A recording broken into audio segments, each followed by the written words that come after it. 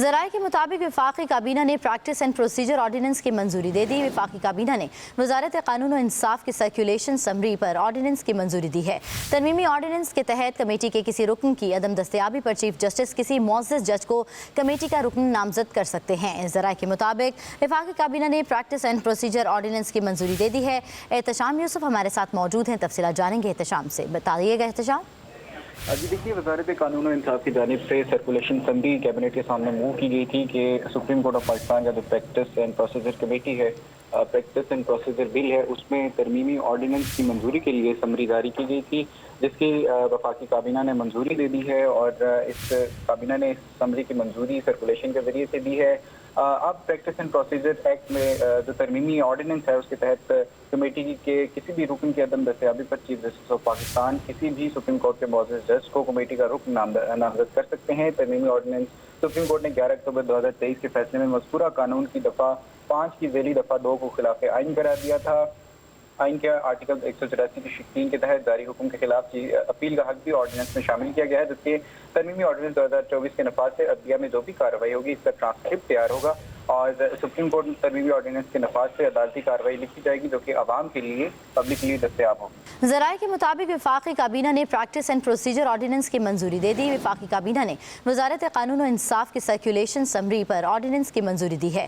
ترمیمی ordinance کے تحت committee کے کسی رکن کی عدم دستیابی پر چیف جسٹس کسی معزز جج کو کمیٹی کا رکن نامزد کر سکتے ہیں۔ ذرائع کے مطابق وفاقی کابینہ نے پریکٹس اینڈ پروسیجر آرڈیننس کی منظوری دے دی ہے۔ احتشام یوسف ہمارے ساتھ موجود ہیں، تفصیلات جانیں گے احتشام سے۔ بتائیے گا احتشام۔ جی دیکھیے، وزارت قانون و انصاف کی جانب سے سرکولیشن سمری کیبنٹ کے سامنے موو کی گئی تھی کہ سپریم کورٹ آف پاکستان کا جو پریکٹس اینڈ پروسیجر کمیٹی ہے، پریکٹس اینڈ پروسیجر بل ہے، اس میں ترمیمی آرڈیننس کی منظوری کے لیے سمری جاری کی گئی تھی، جس کی وفاقی کابینہ نے منظوری دے دی ہے اور اس کابینہ نے اس سمری کی منظوری سرکولیشن کے ذریعے سے دی ہے۔ اب پریکٹس اینڈ پروسیجر ایکٹ میں جو ترمیمی آرڈیننس ہے، اس کے تحت کمیٹی کے کسی بھی رکن کی عدم دستیابی پر چیف جسٹس آف پاکستان کسی بھی سپریم کورٹ کے معزز جج کو کمیٹی کا رکن نامزد کر سکتے ہیں۔ ترمیمی آرڈیننس سپریم کورٹ نے 11 اکتوبر 2023 کے فیصلے میں مذکورہ قانون کی دفعہ 5 کی ذیلی دفعہ 2 کو خلاف آئین قرار دیا تھا۔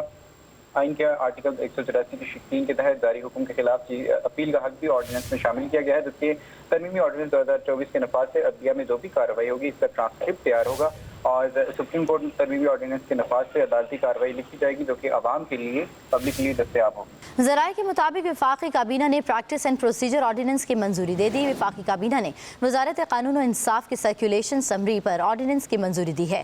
ترمیمی آرڈیننس کے تحت کمیٹی کے کسی رکن کی عدم دستیابی پر چیف جسٹس کسی معزز جج کو کمیٹی کا رکن نامزد کر سکتے ہیں۔ ذرائع کے مطابق وفاقی کابینہ نے پریکٹس اینڈ پروسیجر آرڈیننس کی منظوری دے دی ہے۔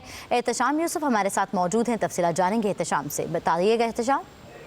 جی دیکھیے، وزارت قانون و انصاف کی جانب سے سرکولیشن سمری کیبنٹ کے سامنے موو کی گئی تھی کہ سپریم کورٹ آف پاکستان کا جو پریکٹس اینڈ پروسیجر کمیٹی ہے، پریکٹس اینڈ پروسیجر بل ہے، اس میں ترمیمی آرڈیننس کی منظوری کے لیے سمری جاری کی گئی تھی، جس کی وفاقی کابینہ نے منظوری دے دی ہے اور اس کابینہ نے اس سمری کی منظوری سرکولیشن کے ذریعے سے دی ہے۔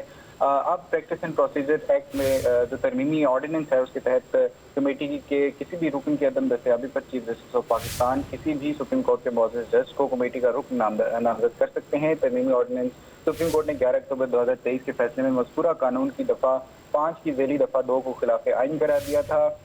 آئین کے آرٹیکل 184 کی 3 کے تحت جاری حکم کے خلاف اپیل کا حق بھی آرڈیننس میں شامل کیا گیا ہے، جبکہ ترمیمی آرڈیننس 2024 کے نفاذ سے عدلیہ میں جو بھی کارروائی ہوگی، اس کا ٹرانسکرپٹ تیار ہوگا اور سپریم کورٹ ترمیمی آرڈیننس کے نفاذ سے عدالتی کارروائی لکھی جائے گی، جو کہ عوام کے لیے پبلک کے لیے دستیاب ہوگی۔